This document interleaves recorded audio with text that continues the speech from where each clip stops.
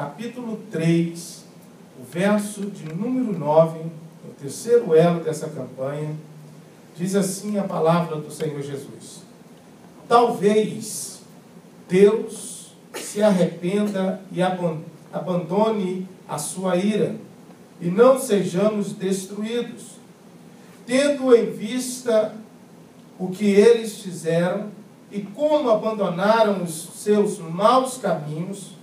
Deus se arrependeu e não os destruiu como tinha ameaçado, ou como tinha dito que o faria. Amém? Feche os seus olhos e oremos mais uma vez diante do Senhor. Eterno Deus, acabamos de ler a Tua santa e soberana palavra. Pai amado, a Tua palavra é a que faz a diferença em nossas vidas. Que nessa noite, nessa quarta-feira, Senhor, venhamos mais uma vez sermos tocados pela Tua presença, como já podemos senti-lo aqui neste lugar. Que mais uma vez possamos regressar para os nossos lares com uma porção da Tua palavra e vivendo uma vida diferente a cada dia. Seja louvado o Teu nome, agora e sempre, no nome de Jesus. Amém? Tome o teu assento, por gentileza, e vamos meditar nessa palavra que o Senhor colocou no meu coração nessa noite. Nós estamos no terceiro elo dessa campanha, e o Senhor ministrou algo no meu coração concernente à vontade de Deus. Não é difícil compreender a vontade de Deus. O mais difícil para o ser humano é abrir mão da sua própria vontade. Deus, Ele quer fazer, e a vontade de Deus precisa prevalecer em nossas vidas. E não a nossa vontade que precisa prevalecer. Nós estamos cientes disso, e a palavra do Senhor nos diz concernente à oração modelo, quando os discípulos chegaram diante do Senhor Jesus e pediram ao Senhor, dizendo: ensina-nos como orar. É uma oração que nós fazemos e nós estamos cientes, porém há um detalhe que nós falamos nessa oração, que é: seja feita a vontade de Deus, tanto no céu como na terra. Porém, às vezes o ser humano ele tem dificuldades de obedecer à vontade de Deus, de fazer a vontade do Senhor. Todos nós entendemos e sabemos que para o homem ser abençoado, ele precisa estar debaixo da vontade de Deus. Ele não pode estar andando simplesmente na vontade permissiva de Deus, mas no centro da vontade de Deus. É fundamental para isso. E nós encontramos aqui, amados irmãos, nesse texto e nessa campanha, e nessa noite eu quero tratar de alguns assuntos que o Espírito Santo falou forte ao meu coração, concernente ao profeta Jonas, concernente ao crente chamado Jonas, e o que tem semelhante ao povo de Deus hoje em dia. O que nós lemos, que o rei de Nínive, ele vai se humilhar. O rei de Nínive vai proclamar um grande jejum, oração. Todos os animais e todos os anciões, todos os moradores de Nínive, uma cidade que tinha 22 mil homens, que não sabiam discernir a mão direita da esquerda. O rei ele vai apregoar um propósito, e diante deste propósito, dessa atitude, Deus revogou a sentença que era de morte sobre aquela cidade. E o tema da mensagem é, nessa noite, o poder que há no reconhecimento do meu erro, ou do meu pecado. Quando o homem ele reconhece que é um pecador, quando o homem reconhece que ele é falho, quando o homem reconhece que ele errou mediante uma situação, é fundamental. Então, mediante essa situação, haverá esperança para este homem. Haverá esperança para essa nação. Porque o reconhecimento gera perdão, o reconhecimento gera abrir os olhos. Uma vez que essa nação, este homem, estava com os olhos vendados, estava com os olhos fechados, estava com escama nos olhos e não conseguia ver, não tinha esperança, em si achava que ele poderia conquistar, mas quando ele reconhece que errou, ele reconhece que é um pecador, então verdadeiramente entra a provisão de Deus, a mão de Deus, e então vai haver restauração nesta vida. É a possibilidade da mão de Deus começar então agora a agir nesta pessoa, no meio desta nação. E é isso que nós encontramos aqui. Nínive era uma cidade, permita-me rapidamente trazer ao teu entendimento isso. Nínive era uma cidade sanguinária. Nínive era uma cidade que lá em Gênesis capítulo 10, e o verso de número 11 diz que quem estabeleceu e quem fundou a cidade de Nínive foi a Assíria. E a Bíblia nos fala que, além de sanguinários, os moradores daquela cidade eram um povo que eram idólatras, era um povo que não conhecia a Deus, era um povo que, quando eles invadiam uma cidade vizinha, eles, além de matar, de fazer daquele povo escravo, eles tinham aqueles homens mortos em suas lanças e usavam eles como troféus de suas vitórias.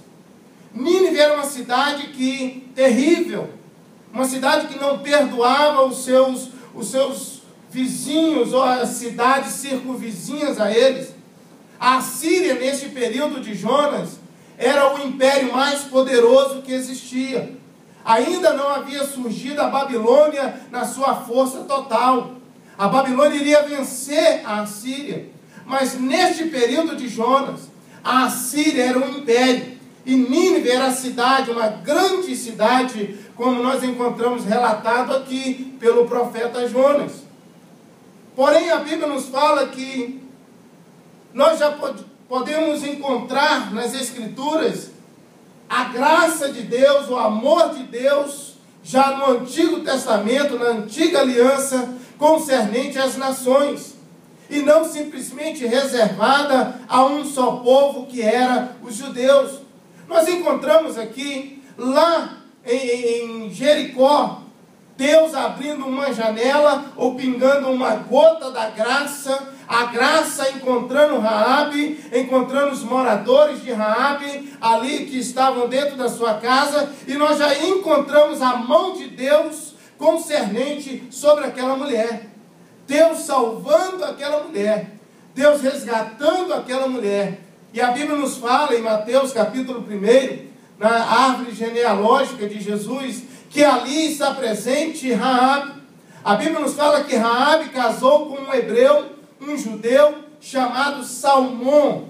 E a Bíblia nos fala que de Salmão e Raabe nasceu um homem chamado Boaz. Boaz, ele casa com Ruth, que é uma moabita. E olha mais uma vez a graça de Deus sobre a vida de Ruth, uma moabita, uma mulher sem esperança, sem promessa, que era o mesmo caso de Raabe. A Bíblia nos diz que de Boaz e Ruth nasceu um homem chamado Obed, e Obed gerou Jessé, e Jessé gerou Davi, da tribo de Judá. Você vai encontrar dentro da árvore genealógica a graça de Deus sobre aquele povo que ali estava. O que o Senhor quer dizer com isso, pastor? Eu quero te dizer com isso que desde o Antigo Testamento, desde o início, havia a mão de Deus, a graça de Deus em alcançar o perdido, em alcançar aquele que estava caído, em alcançar aquele que verdadeiramente iria reconhecer o seu erro,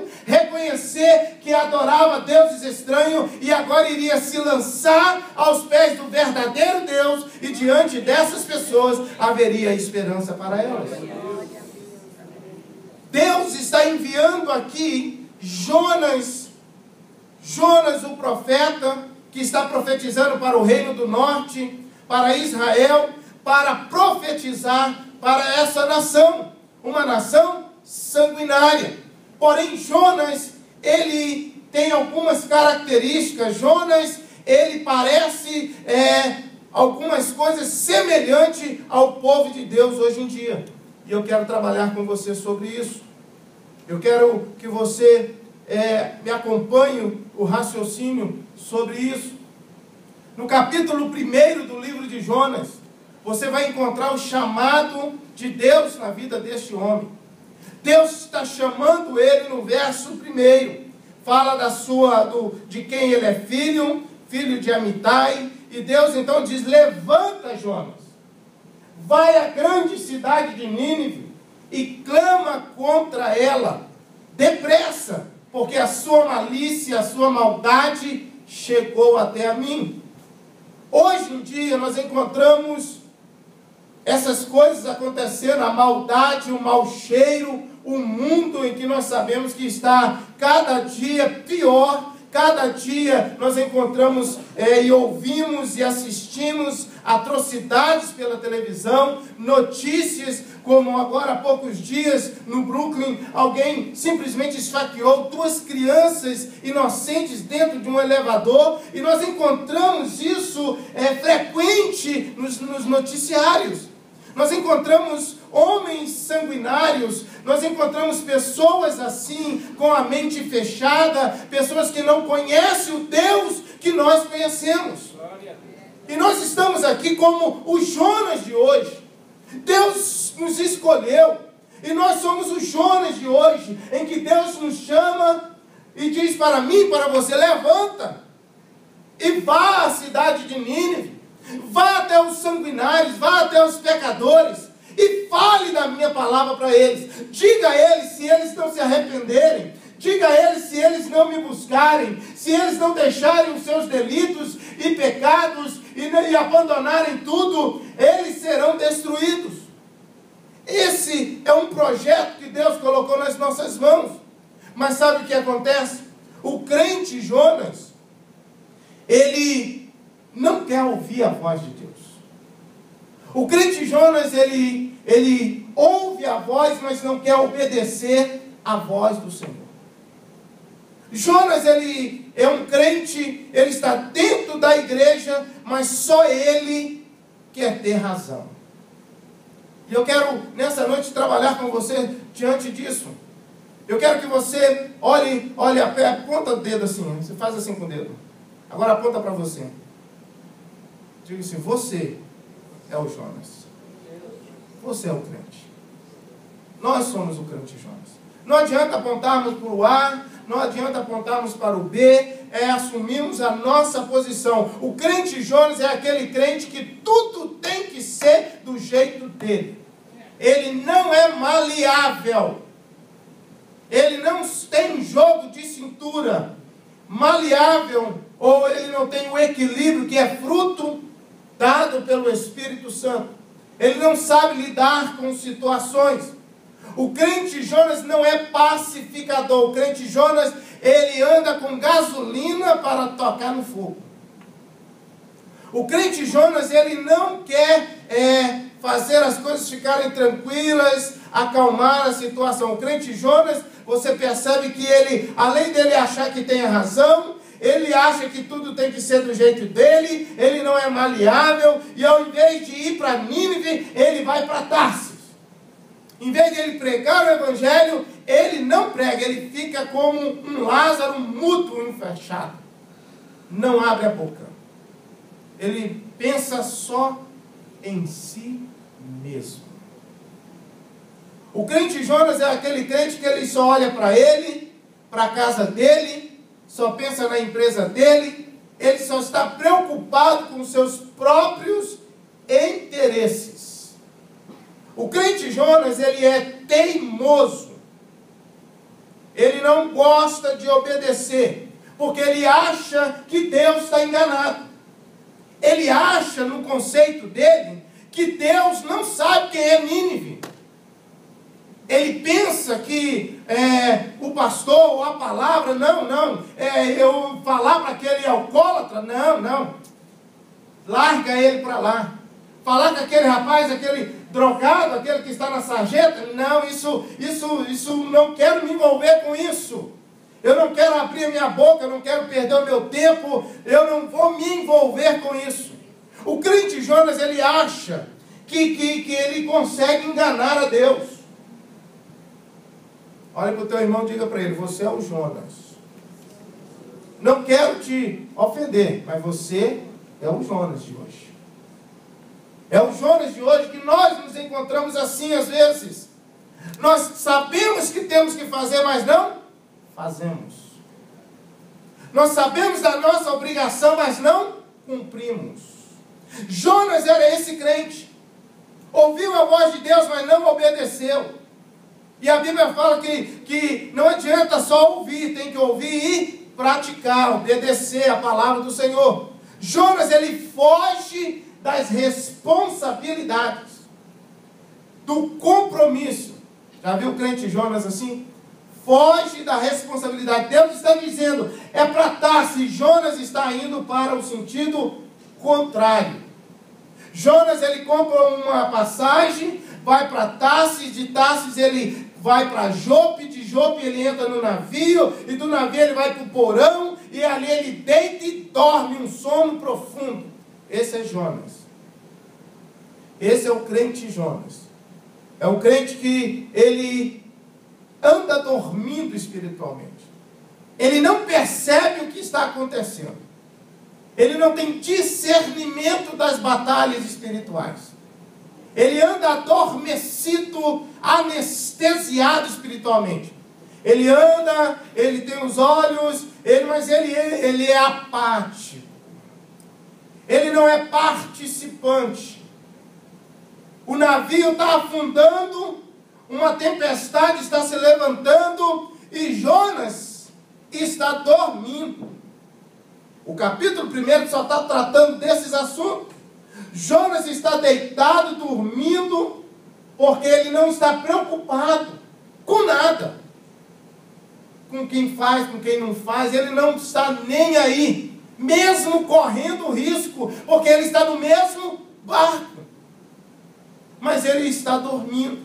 Enquanto todo mundo está na parte superior do barco e tentando resolver o problema, tentando aliviar o barco, porque o barco está afundando, a tempestade é muito forte, e eles estão ali, o capitão do barco e todos os tripulantes. O que está acontecendo? O que está fazendo? O mar está revolto. De repente, o mar está revolto. E agora? Jogando algumas coisas fora, eles começam a clamar. Clame ao teu Deus, clame ao teu Deus, clame ao teu Deus. Cada um, você com a sua religião, clame ao teu Deus. E Jonas está dormindo. Jonas não está nem aí.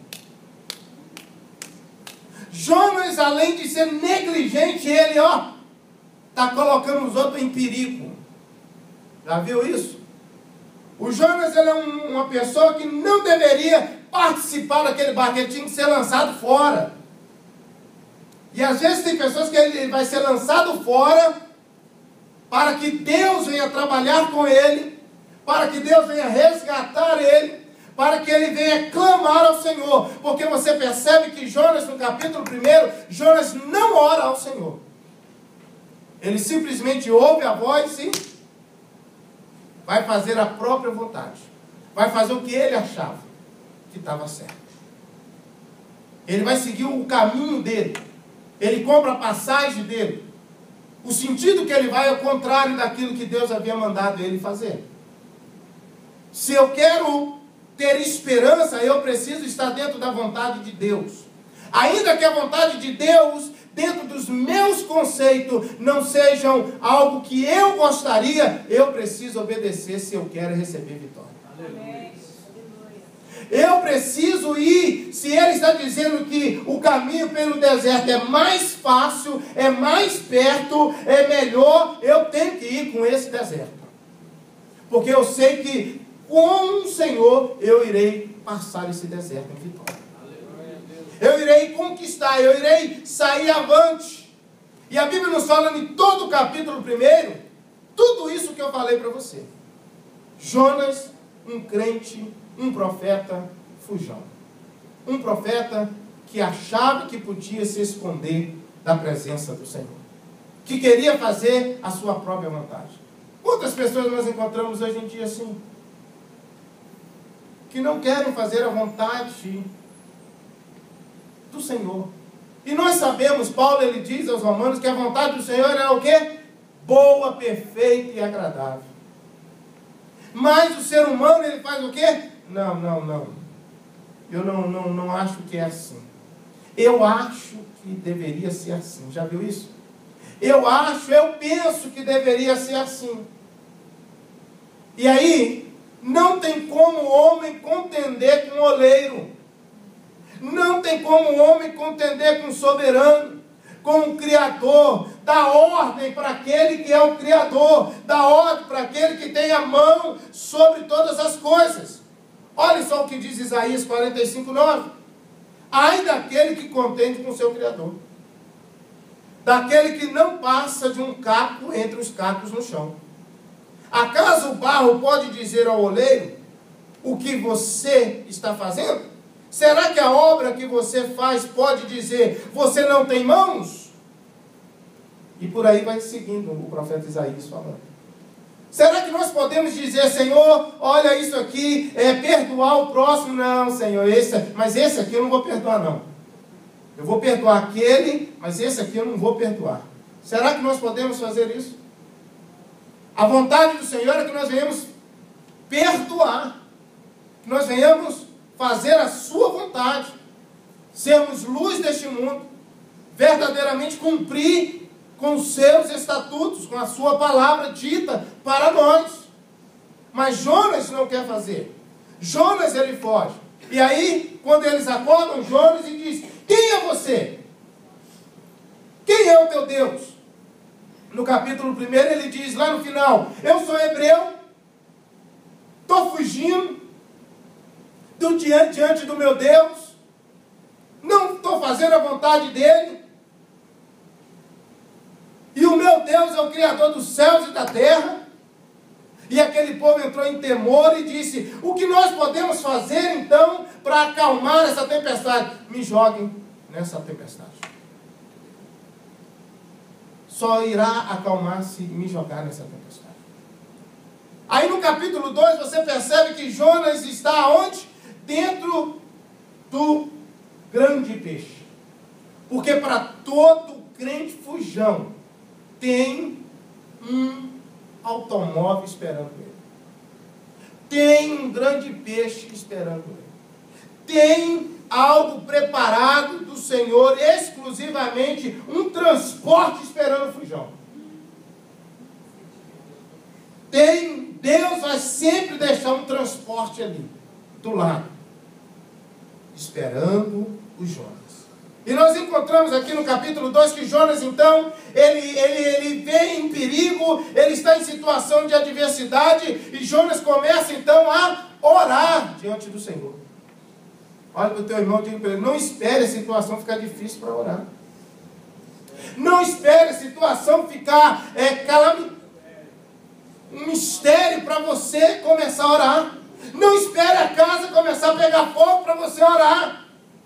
Não espere, obedece o Senhor, faça a vontade do Senhor. Não espere ir para a boca do peixe. Aleluia, é verdade.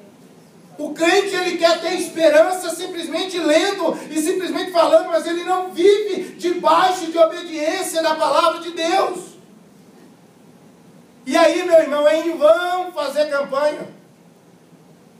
Aí é em vão andar com a Bíblia debaixo do braço.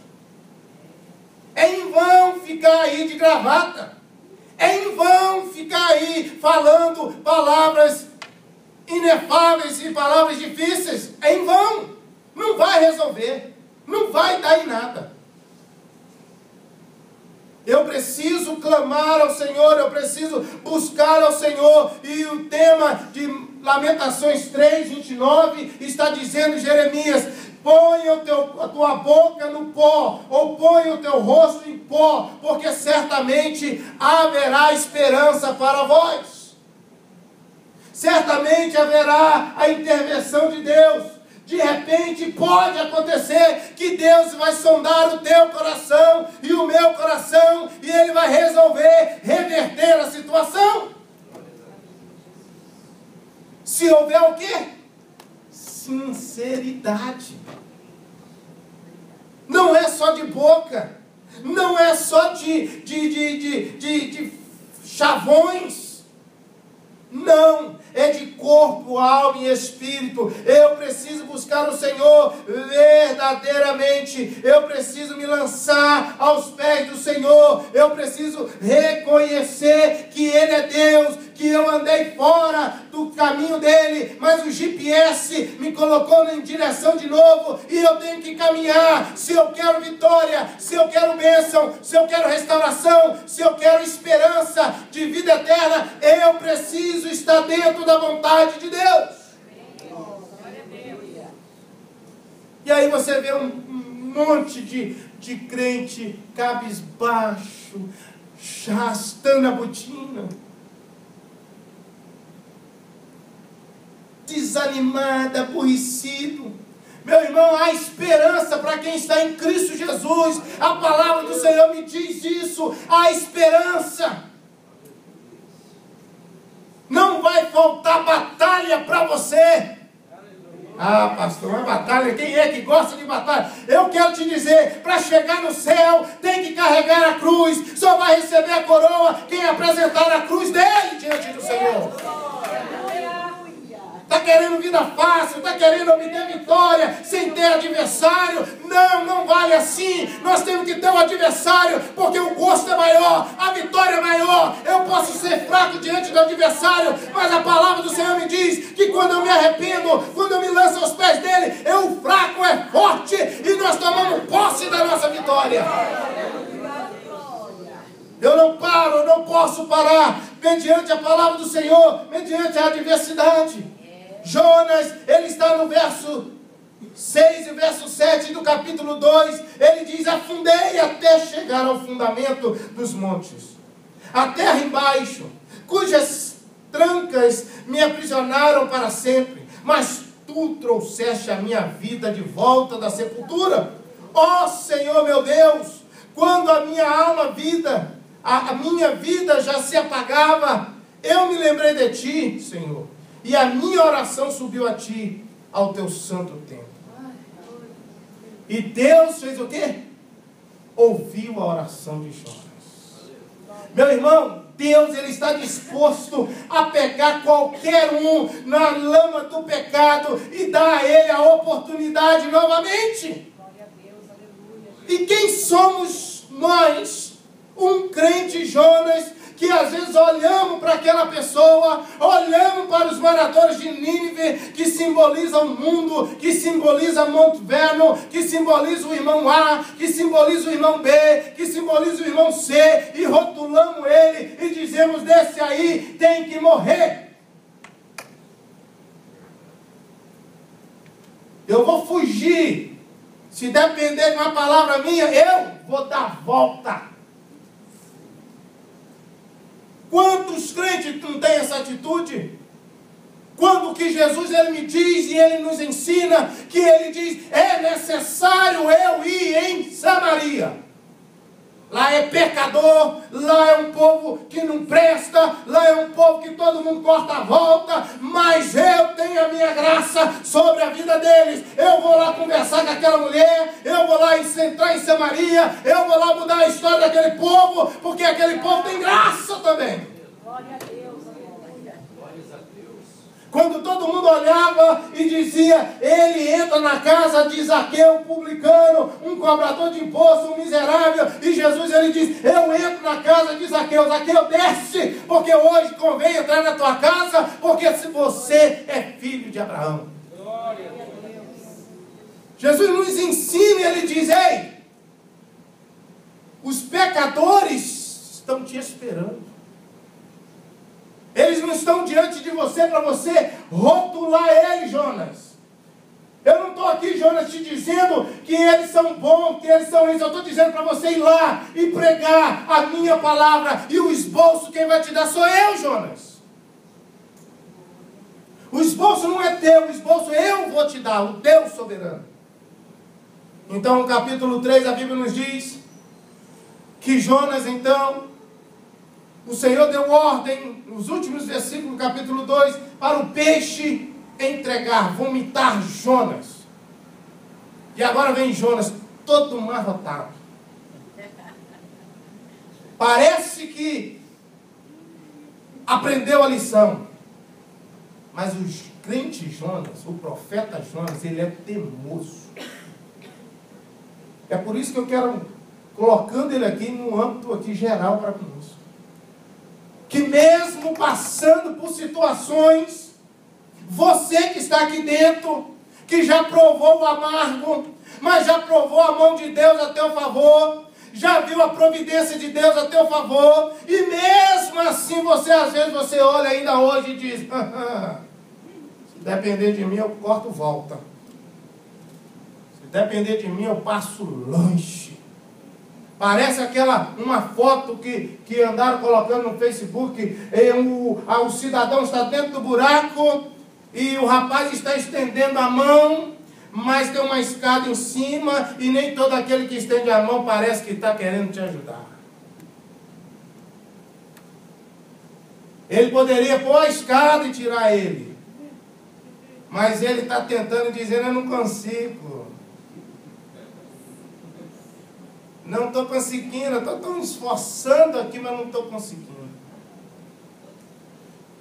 Estou falando para crentes aqui nessa noite.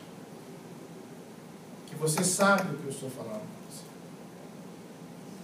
Você sabe que essas coisas acontecem. Você sabe que se você der um espaçozinho assim, você começa a maquinar tudo. Você sabe que um pouquinho de espaço você começa a rotular todo mundo.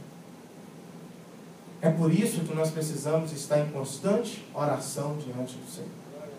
É por isso que nós temos que, a cada dia, morrer esse velho homem miserável. Para que a gente venha entender o propósito de Deus, a vontade de Deus. Como que Deus vai agir, como que Deus vai perdoar, se o homem não perdoa, se o homem não ajuda. A oração modelo, se perdoares os meus pecados, eu também perdoarei os devedores. E às vezes o ser humano ele fica nessa brincadeira de ser cristão, nessa brincadeira de querer levar uma vida diante do Senhor, de engano, de mentira. O negócio pode estar apertando para você, mas você vai sair daqui mais crente hoje. Só depende de você. Se você tomar essa palavra para você e dizer, eu preciso ser diferente de Jonas. A Bíblia nos fala no capítulo 3. Então o Senhor veio a ele e falou pela segunda vez. Jonas, vai à cidade de Nínive e prega a ela a minha palavra. Diga a eles que em 40 dias será toda destruída, se eles não se arrependerem. Jonas, diz o texto que Jonas vai, e Jonas é um tipo de crente, irmão, sabe aquele curto e grosso? O negócio é o seguinte, ou vocês consertam aí, ou o fogo vai cair do céu, vocês vão morrer tudo. Não é maleável. Você não pode chegar para as pessoas que estão ali fora, eles estão precisando de carinho. Eles estão precisando de uma palavra dura, sim, uma palavra do Senhor, sim, mas uma palavra que tenha também amor. Um testemunho. Uma palavra, como diz as Escrituras, temperada com sal, que venha ter tempero. Jonas, ele está chegando ali, ele está dizendo, o negócio é o seguinte, se vocês não se consertar, vocês vão morrer. E ele vai e entrega a mensagem, meu irmão, sabe para onde ele vai? Ele vai para um monte, só para ver, em outras palavras, a destruição de Nínive. Está no texto, são 4 capítulos, leia aí em casa. Ele vai para um monte e diz, eu quero ver esse povo aqui virar churrasco. Eu quero ver esse povo cair duro. Esse é o Jonas que estava dentro da boca do peixe. Esse é o Jonas que sentiu a morte de perto. Esse é o Jonas do capítulo 2 que está lá com as almas enroladas no seu pescoço, enforcando, sem ar para respirar, e de repente ele pede socorro, e Deus põe a mão e segura ele. Mas ele não está agindo dessa forma. Jonas está olhando e está dizendo: agora eu vou aqui e vou ficar de camarote, vendo esse povo que eu não gosto deles mesmo. Eu não quero nem saber deles. Povo sanguinário, povo não presta. Já viu aquela história? O rei. Deixa pra lá. Não adianta ajudar, não. E se ajuda uma vez, já cai, já ajuda de novo e cai, ajuda. Ajuda enquanto Deus colocar você diante dessa pessoa. Ajude ela em nome de Jesus. E as pessoas ficam rotulando, dizendo: eu não vou ajudar mais, já ajudei. Já ouvi isso quantas vezes? Deus está me dando a oportunidade de fazer, de ajudar, e eu vou ajudar, eu não preciso do seu dinheiro, de nada seu. Eu vou ajudar. Não importa. Mas Jonas não aprende. Jonas, ele está lá em cima. E aí, diz o texto que nós lemos o quê? Deus, o rei da Síria, o rei de Nínive, ele faz o quê? Vamos orar. Vamos orar. Fala para as crianças. Eu não quero criança correndo aqui. É todo mundo de joelho, todo mundo orando, todo mundo jejuando, os anciões, todo mundo de joelho. Troca essas roupas bonitas, põe roupa de saco, joga cinza na cabeça, vamos nos humilhar. Os animais ninguém come, os animais não bebem água, ninguém come, ninguém bebe nada nessa cidade. 22 mil pessoas. Todo mundo de joelho, todo mundo clamando. E o texto que nós lemos diz que Deus então se arrependeu do que iria fazer com Nínive. Há no reconhecimento, no entendimento, quando o entendimento do ser humano abre, quando as escamas caem por terra, ele percebe que há esperança só em Cristo Jesus. Eles clamam, eles se lançam, e o Senhor então se arrepende. Se arrependeu do mal que tinha dito lhes faria e não o fez. Depois você pode ler Isaías capítulo 18, verso de número 7. Está lá o Senhor dizendo, o oleiro dizendo: olha, se eu disser a uma nação que eu vou abençoar, e se essa nação, ela se voltar contra mim, eu revogo a bênção sobre eles. Olha aí o texto. Jeremias 18, 7. Jeremias 18, 7. E se eu disser a essa nação que eu vou destruir essa nação, se essa nação se arrepender, eu também me arrependo e não vou destruir mais ela. Esse é o Deus que Ele está olhando para mim, para você, e dizendo: se arrepender, se esse povo se arrepender, se esse povo que clama pelo meu nome se humilhar, orar e buscar a minha face e se arrepender dos seus maus caminhos, eu ouvirei do céu, perdoarei os seus pecados e sararei a terra. 2 Crônicas 7, 14. Há poder no reconhecimento do erro. Portas se abrem quando eu reconheço.